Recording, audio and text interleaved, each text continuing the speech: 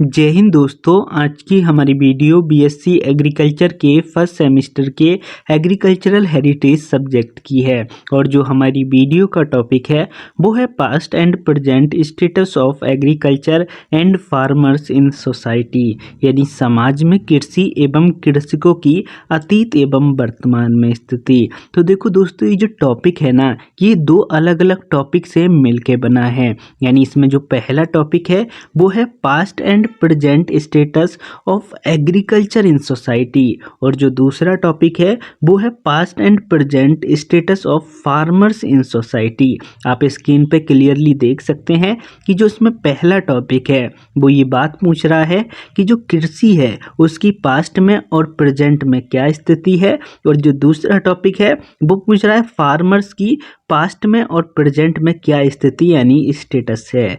तो ये जो हमारा टॉपिक रहेगा ना, इसको हम दो अलग अलग पार्ट में समझेंगे। यानी आज की जो हमारी वीडियो है वो पार्ट 1 है, जिसमें हम इस वाले टॉपिक पे बहुत अच्छे से बात करेंगे, और जो हमारी नेक्स्ट वीडियो आएगी उसमें हम इस वाले टॉपिक पे बात करेंगे। तो जो आज हमारा टॉपिक है वो है past and present status of agriculture in society. तो इस वाले टॉपिक को आज बहुत अच्छे से समझ लेते हैं।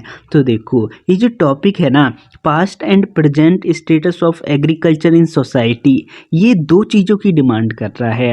यानी पहले ये पूछ रहा है कि जो कृषि है यानी जो एग्रीकल्चर है उसकी पास्ट में यानी अतीत में हमारा जो समाज है उसमें क्या स्थिति थी, और जो प्रेजेंट है यानी जो वर्तमान है उसमें क्या स्थिति है। आप क्लियरली देख सकते हैं, नीचे भी लिखा हुआ है past status of agriculture in society और present status of agriculture in society. तो देखो, ये जो टॉपिक है ना, इसको आगे भी हम इसी फॉर्मेट में समझेंगे। यानी सबसे पहले बात करेंगे past status of agriculture in society, उसके बाद हम प्रेजेंट में आ जाएंगे, यानी present status of agriculture in society. तो आइए इस टॉपिक को बहुत अच्छे से समझ लेते हैं। आप अपनी स्क्रीन पर देख सकते हैं ये पार्ट 2 है, जिसको हम नेक्स्ट वीडियो में कवर करेंगे। फिलहाल हम पार्ट 1 पे बात कर लेते हैं। तो आप अपनी स्क्रीन पर देख सकते हैं ये कृषि का पास्ट और प्रेजेंट स्टेटस है। तो अभी हम क्या करते हैं कि सभी टॉपिक पे एक नज़र डाल लेते हैं, उसके बाद आगे सभी पे एक एक करके बहुत अच्छे से बात कर लेंगे। तो देखो, जो पहला है वो है past status of agriculture in society. तो इसको हम सबसे पहले देखेंगे प्राचीन काल यानी एंशियंट टाइम में। तो इसमें हम बात करेंगे सब्सिस्टेंस फार्मिंग, निर्वाह कृषि, लेबर यानी श्रम, लिमिटेड टेक्नोलॉजी, लोकल मार्केट्स।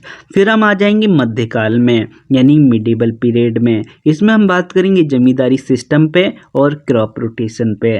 यहाँ के आपका पास्ट स्टेटस खत्म हो जाएगा, उसके बाद शुरू हो जाएगा प्रेजेंट स्टेटस। तो इसमें हम बात करेंगे मैकेनाइजेशन यानी मशीनीकरण पे, केमिकल इनपुट्स, सबसिस्टेंस, ये क्या होगा, ये प्रिंटिंग मिस्टेक है, ठीक कर लेना, subsistence and organic farming, commercial farming, और जो लास्ट रहेगा वो रहेगा ट्रेड यानी व्यापार। तो आइए सभी टॉपिक को एक एक करके बहुत अच्छे से समझ लेते हैं। उससे पहले past and present status of agriculture in society का एक शॉर्ट में इंट्रोडक्शन देख लेते हैं। तो देखो, कृषि ने मानव सभ्यता के विकास में एक महत्वपूर्ण भूमिका निभाई है।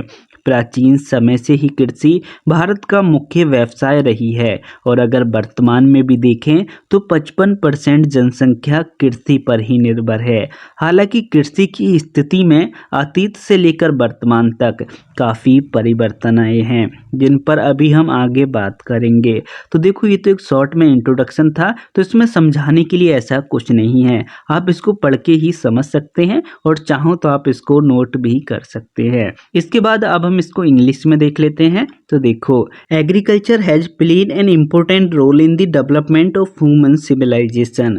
Agriculture has been the main occupation of India since ancient times, and even at present 55% of the population is dependent on agriculture, but there have been many changes in the status of agriculture from past to present.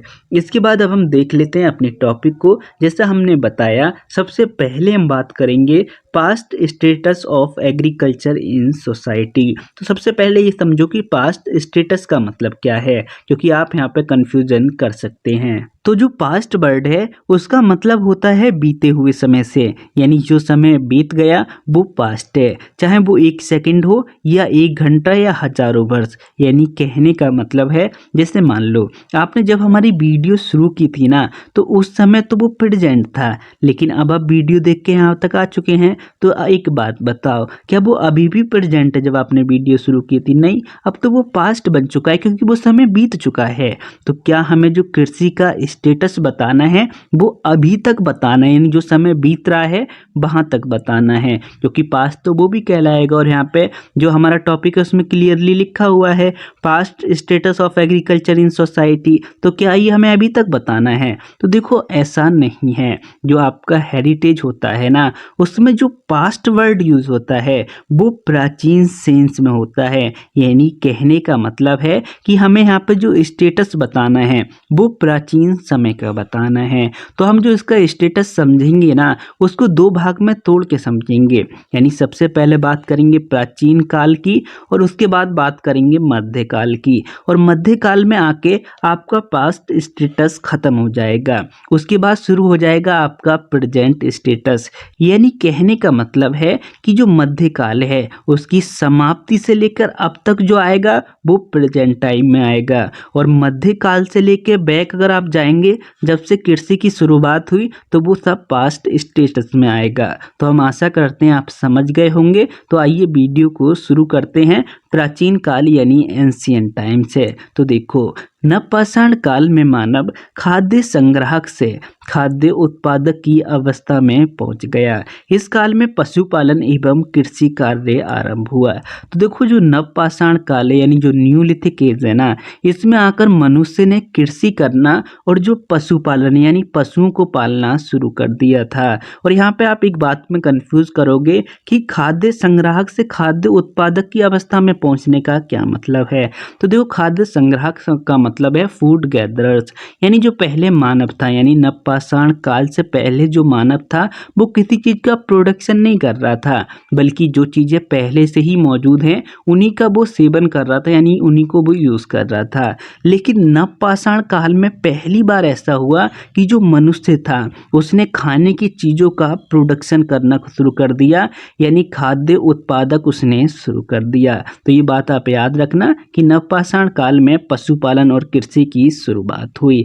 तो अब कृषि की शुरुआत हो चुकी है, तो अब हम ये देखते हैं कि उस समय का जो समाज था उसमें कृषि की क्या स्थिति थी। तो देखो, जो पहली स्थिति थी वो थी सबसिस्टेंस फार्मिंग यानी निर्वाह कृषि। तो प्राचीन समय में किसान अपने परिवार की जरूरतों के हिसाब से खेती करते थे। उत्पादन के बहुत कम हिस्से का व्यापार होता था।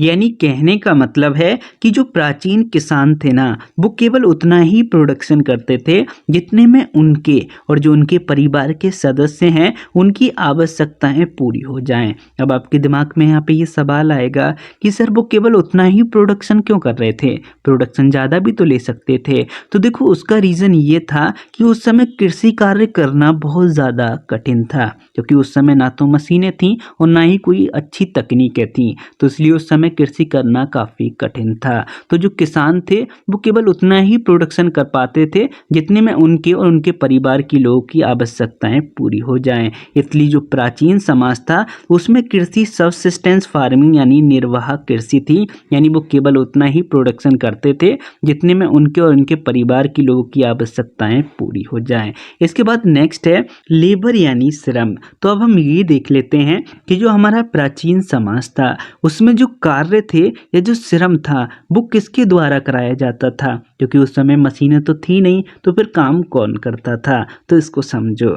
तो देखो, खेती मुख्यतः मानव और पशु श्रम पर निर्भर थी। औजार साधारण और पारंपरिक थे, जैसे हल, फावड़ा और बैलगाड़ी आदि। तो देखो, जो प्राचीन समय था ना, उसमें जो कृषि कार्य होते थे तो उनको या तो मनुष्य करता था या वो पशुओं के द्वारा कराए जाते थे।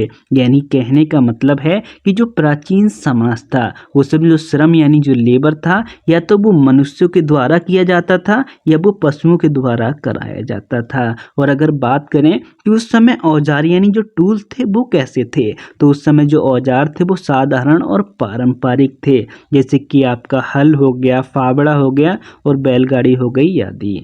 अब इसको इंग्लिश में देखो, farming mainly dependent on human and animal power, the tools were simple and traditional like plough, spade and bullock cart. इसके बाद जो नेक्स्ट है, एक मिनट, वो है लिमिटेड टेक्नोलॉजी यानी सीमित तकनीकी।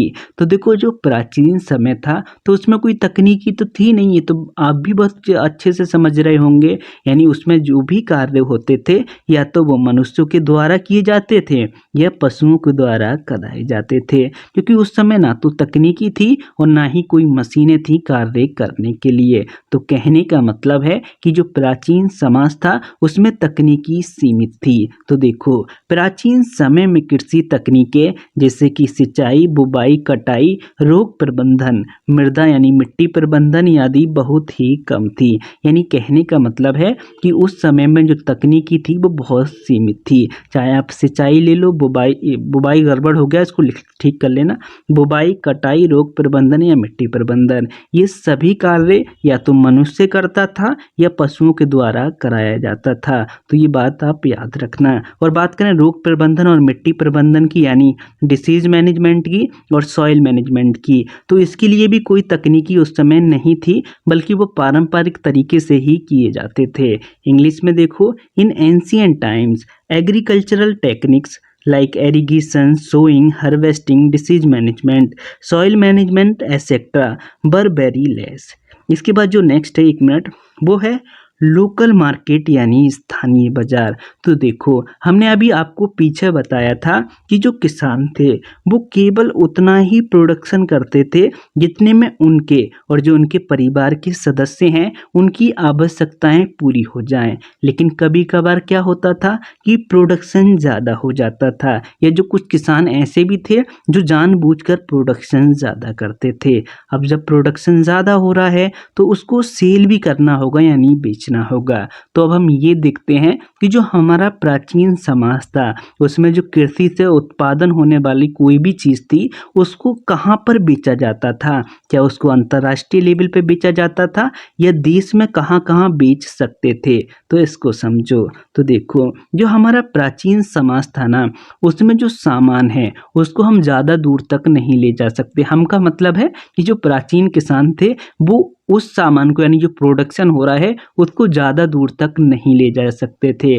क्यों नहीं ले जा सकते थे, तो उसका रीज़न था कि उस समय पर ट्रांसपोर्टेशन यानी किसी भी सामान को ढोने के लिए किस चीज़ की आवश्यकता होती है, तो उस समय ट्रांसपोर्टेशन के लिए क्या चीज़ उपलब्ध थी, तो मुख्यतः बैलगाड़ी थी। तो बैलगाड़ी से आप खुद सोचो सामान को कितनी दूर ले जाया जा सकता है, क्योंकि बैलगाड़ी से एक सीमित दूरी तक ही सामान को ले जा सकता है। वैसा तो है नहीं कि भारत से उसको अमेरिका भेज दें बैलगाड़ी से, तो क्या ये पॉसिबल है?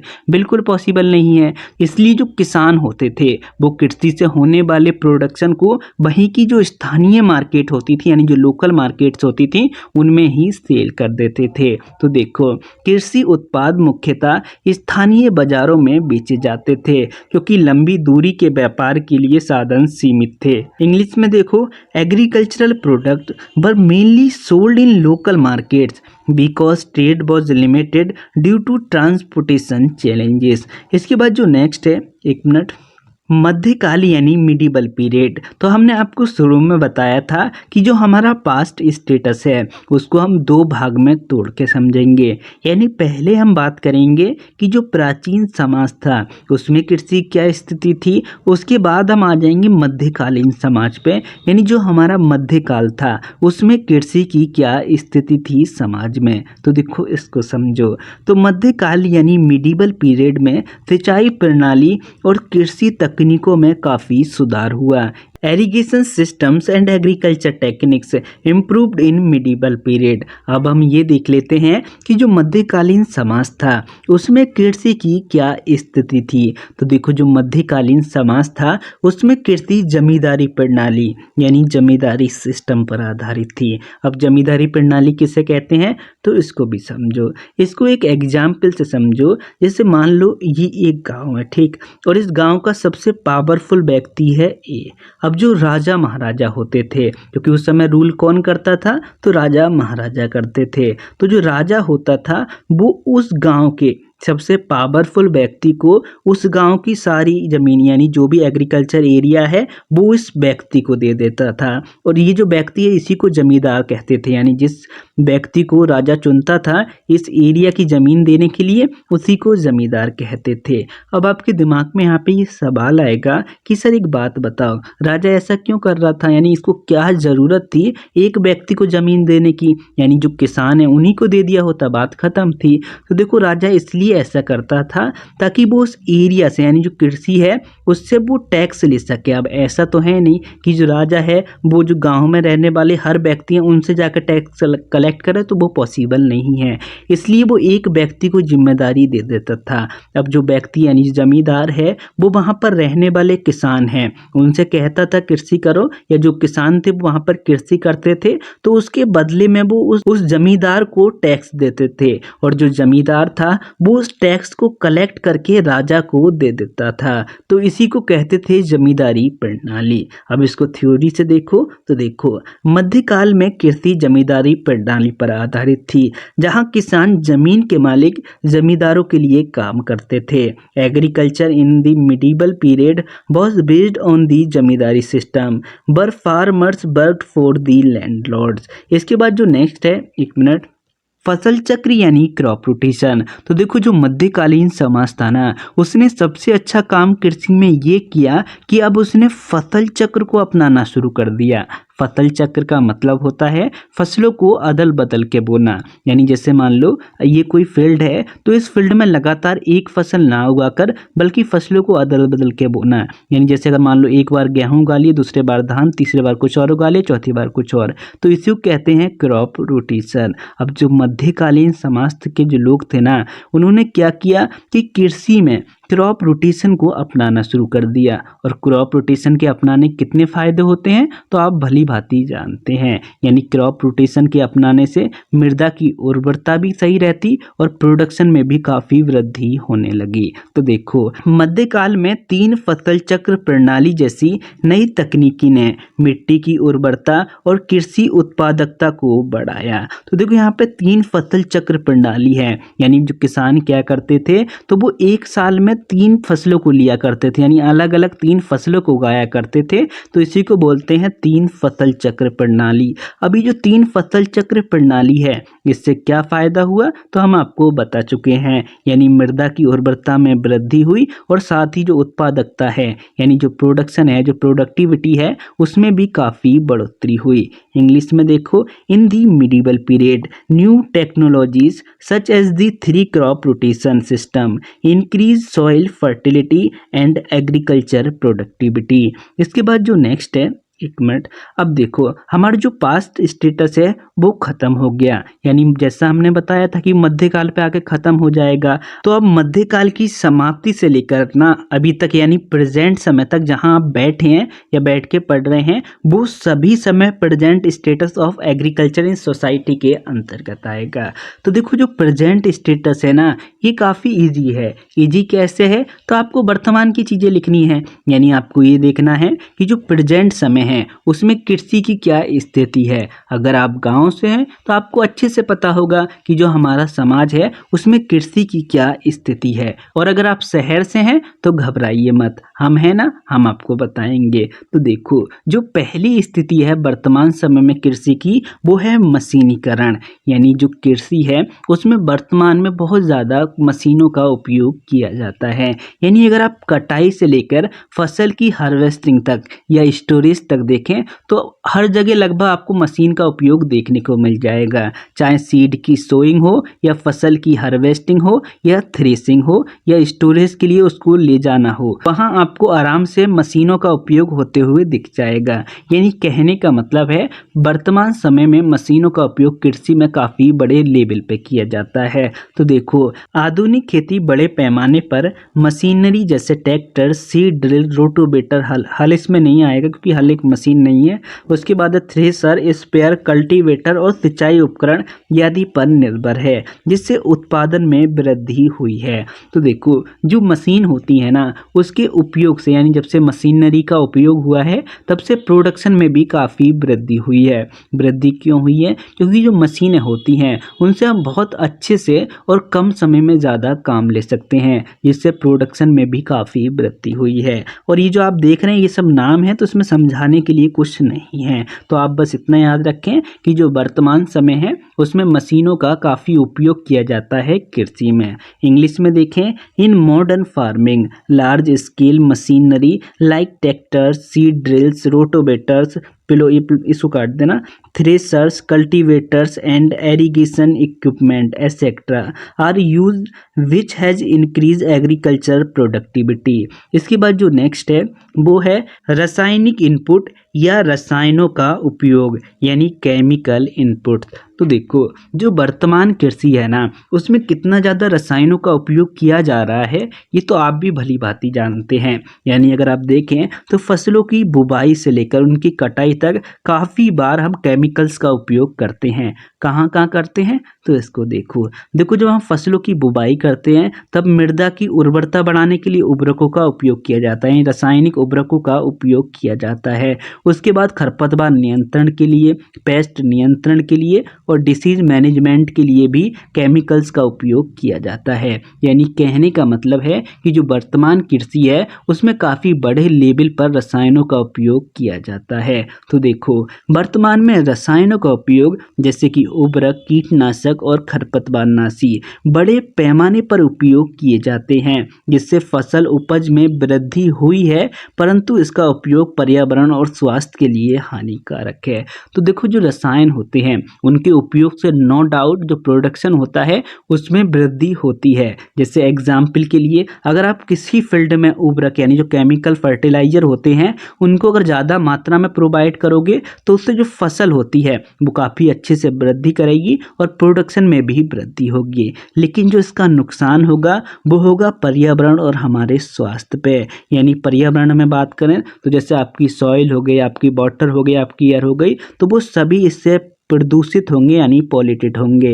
और बात करें स्वास्थ्य की तो जब हम उस अनाज को खाएंगे यानी अगर हम रसायनों के थ्रू अगर कृषि को करते हैं तो उससे जो हमें अनाज मिलेगा ना, और जब हम उस अनाज को खाएंगे तो उससे हमारे स्वास्थ्य पर काफ़ी बुरे प्रभाव पड़ेंगे या हानिकारक प्रभाव पड़ेंगे। तो इंग्लिश में देखो, at present time chemicals like fertiliser, pesticide and herbicide etcetera are used on a large scale which has increase the crop yield but its use is harmful for environment and our health या health. इसके बाद जो next है, एक minute, वो है सतत और जैविक खेती। इसको ठीक कर लेना, यहाँ पर सबसिस्टेंस लिख लेना। तो सबसिस्टेंस एंड ऑर्गेनिक फार्मिंग। तो पहले ये समझो कि जो सबसिस्टेंस है और जो ऑर्गेनिक फार्मिंग यानी जो सतत कृषि और जो जैविक कृषि है इन दोनों में फ़र्क क्या होता है? तो देखो सस्टेनेबल एग्रीकल्चर का मतलब होता है इस तरह से कृषि करना कि जो पर्यावरण को कम से कम नुकसान पहुंचाए और साथ में प्रोडक्शन भी ठीक हो। यानी कहने का मतलब है कि इस तरह से कृषि करना कि जो हमारी आवश्यकताओं को भी पूरा कर दे और साथ में पर्यावरण को भी कोई नुकसान ना हो या कम से कम नुकसान हो, उसी को कहते हैं सस्टेनेबल एग्रीकल्चर। लेकिन जो सस्टेनेबल एग्रीकल्चर होती है ना उसमें प्रोडक्शन पे भी ध्यान दिया जाता है, इसलिए इसमें कभी कभार या कुछ मात्रा में रसायन का उपयोग भी किया जाता है अगर प्रोडक्शन कम हो रहा है तब, क्योंकि इसमें प्रोडक्शन पे ध्यान दिया जाता है कि प्रोडक्शन ठीक हो। वहीं बात करें ऑर्गेनिक फार्मिंग, तो जो ऑर्गेनिक फार्मिंग है उसमें भले ही प्रोडक्शन कम हो या ज़्यादा हो, इसमें रसायन का उपयोग नहीं किया जाएगा। यानी प्रोडक्शन को बढ़ाने के लिए रसायन का उपयोग नहीं किया जाएगा, तो उसी को कहेंगे ऑर्गेनिक फार्मिंग। यानी कहने का मतलब है ऐसी कृषि जहां रसायन का उपयोग ना हो उसी को कहते हैं ऑर्गेनिक फार्मिंग। अब हम ये देख लेते हैं कि जो सस्टेनेबल एग्रीकल्चर है और जो ऑर्गेनिक फार्मिंग है उसकी वर्तमान में कृषि में क्या स्थिति है। तो देखो जो दोनों ही फार्मिंग है इस पर वर्तमान में काफ़ी ध्यान दिया जा रहा है। ध्यान क्यों दिया जा रहा है? क्योंकि लगातार रसायनों के उपयोग से जो हमारी मृदा है उसकी गुणवत्ता में गिरावट आ रही है, और अगर हमारी मृदा ही ठीक नहीं रहेगी तो इससे जो प्रोडक्शन है वो आगे जाके या फ्यूचर में जाके बहुत कम हो जाएगा। इसलिए ज़रूरी है कि जो मृदा की उर्वरता है या मृदा की जो गुणवत्ता है वो बनी रहे। तो इसके लिए हमें रसायनों का उपयोग बंद करना होगा। इसलिए वर्तमान में सस्टेनेबल एग्रीकल्चर और ऑर्गेनिक फार्मिंग पे काफ़ी ध्यान दिया जा रहा है। तो इनको अलग अलग करके समझ लेते हैं। सबसे पहले बात करते हैं सतत कृषि यानी सस्टेनेबल एग्रीकल्चर पे। तो सतत खेती का मतलब है ऐसी खेती करना जिसमें पर्यावरण को नुकसान पहुंचाए बिना फसलें उगाई जाएं, जिसका लक्ष्य है भविष्य पीढ़ियों के लिए संसाधनों को सुरक्षित करना। संसाधन को संरक्षित करने का सीधा मतलब है मृदा से, यानी जो मृदा है उसको संरक्षित करना या उसको ठीक रखना, जिससे जो हमारी आने वाली पीढ़ी है वो भी उससे अच्छे से प्रोडक्शन ले पाएं। इंग्लिश में देखो, sustainable farming means farming in which crops are grown without harming the environment. Its goal is to conserve resources for future generations. इसके बाद जो नेक्स्ट है वो है जैविक खेती यानी ऑर्गेनिक फार्मिंग। तो जैविक खेती कृषि का एक ऐसा तरीका है जिसमें रसायनों का उपयोग नहीं किया जाता। इसका लक्ष्य प्राकृतिक तरीकों से स्वस्थ और सुरक्षित भोजन का उत्पादन करना है। यानी organic farming is a method of agriculture in which chemicals are not used. It goals to produce healthy and safe food through natural method. इसके बाद अब नेक्स्ट है, एक मिनट, व्यावसायिक खेती यानी कमर्शियल फार्मिंग। तो देखो, कमर्शियल फार्मिंग का मतलब होता है कि जो प्रोडक्शन हो रहा है ना, उस प्रोडक्शन का अधिकांश हिस्सा व्यापार कर लिया जाए या बेच दिया जाए, तो उसी को कहते हैं कमर्शियल फार्मिंग। तो जो वर्तमान कृषि है ना वो कमर्शियल फार्मिंग है, यानी जो वर्तमान में जो किसान कृषि करते हैं वो व्यावसायिक खेती ही करते हैं। इसका क्या मतलब है, तो इसको एक एग्जाम्पल से समझ लो, अच्छे से समझ पाओगे। जैसे मान लो ये कोई एक किसान है, ठीक, और इसके पास जो टोटल ज़मीन है वो 50 हेक्टेयर है और उसको जो उत्पादन चाहिए यानी जो खाने के लिए अनाज चाहिए वो मान लो 5 कुंटल चाहिए इसको और उसके परिवार के लिए। तो अब इसको उगाना कितना चाहिए, तो आवश्यकता 5 कुंटल के, ज़्यादा से ज़्यादा ये 7 कुंटल का प्रोडक्शन करेगा। लेकिन अगर वर्तमान में देखें तो ऐसा नहीं है कि केवल ये उतना ही प्रोडक्शन करेगा जितने इसके और इसके परिवार के लोग की आवश्यकता है, बल्कि इसके पास जितनी भी भूमि है वो सब में कृषि करेगा। जैसे 50 हेक्टेयर है तो इस 50 हेक्टेयर में वो कृषि करेगा। अब मान लो ये जो किसान है ना, इसने इस जो 50 हेक्टेयर का एरिया है इसके पास में, इसने इसमें गेहूं को लगाया। अब जो गेहूं को लगाने के बाद जो इसको प्रोडक्शन मिला वो मान लो 1000 कुंटल मिला। हालांकि प्रोडक्शन तो ज़्यादा ही मिलेगा 1000 कुंटल से 50 हेक्टेयर में, लेकिन मान लो कि इसको मिला ही 1000 कुंटल, ठीक। अब जो इसको 1000 कुंटल प्रोडक्शन हुआ है उसका ये करेगा क्या, तो सीधा सा जवाब है जितनी इसको आवश्यकता है, मान लो ये 5 कुंटल की ज़्यादा 10 कुंटल अपने पास रख लेगा, बाकी जो 990 कुंटल बचा उसका क्या करेगा, तो वो उसको मार्केट में सेल कर देगा। तो जो वर्तमान कृषि है ना वो कमर्शियल फार्मिंग है, यानी जो किसान हैं वो इसलिए प्रोडक्शन करते हैं ताकि वो अपनी आवश्यकताओं को भी पूरा कर लें और जो प्रोडक्शन हो रहा है उसको मार्केट में सेल करके उससे पैसा भी कमा लें। तो देखो, आधुनिक कृषि मुख्यतः व्यावसायिक है जिसमें बड़े पैमाने पर उत्पादन किया जाता है और उस उत्पादन का अधिकांश हिस्सा बाजार में बेच दिया जाता है। तो देखो, modern agriculture is mainly commercial in which production is done on a large scale and most of the production is sold या सेल इन द मार्केट। इसके बाद जो हमारा लास्ट 1 मिनट वो है ट्रेड यानी व्यापार। तो देखो, अगर वर्तमान में अगर हम व्यापार की बात करें तो जो व्यापार है कृषि का वो ना केवल नेशनल लेवल पे होता है बल्कि इंटरनेशनल लेवल पे भी होता है, आप सभी को पता है। यानी अगर मान लो भारत में गेहूं का प्रोडक्शन अगर ज़्यादा हो रहा है तो वो कहाँ जाएगा, तो वो अंतर्राष्ट्रीय लेवल पर अलग अलग कंट्रियों में चला जाएगा जहाँ पर प्रोडक्शन कम हो रहा है। तो जो कृषि का व्यापार है वो नेशनल लेवल पर तो हो ही रहा है बल्कि अंतर्राष्ट्रीय लेवल पर भी किया जाता है। तो वर्तमान में कृषि उत्पादों का व्यापार राष्ट्रीय और अंतर्राष्ट्रीय स्तर पर बड़े पैमाने पर किया जाता है। At present agricultural product are traded on a large scale at the national and international level. तो जो हमारा टॉपिक है वो यहीं पर आकर एंड होता है। तो वीडियो को यहीं पर एंड करते हैं। अगर वीडियो में कोई डाउट रह गया हो तो आप हमसे कमेंट सेक्शन में पूछ सकते हैं। वीडियो पूरा देखने के लिए दिल से धन्यवाद। मिलते हैं एक नई वीडियो में, तब तक के लिए जय हिंद।